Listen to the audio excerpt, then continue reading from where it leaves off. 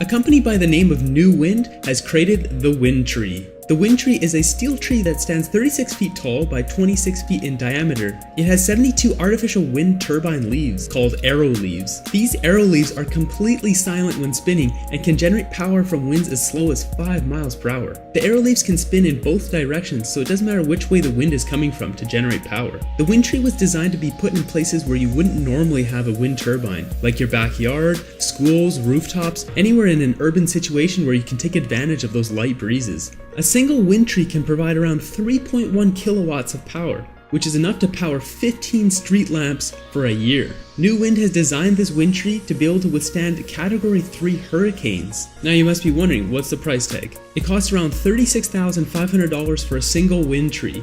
New Wind claims that the wind tree will pay for itself within 2 years. Now aside from this tree being an urban wind farm, the wind tree actually stands as a piece of modern art.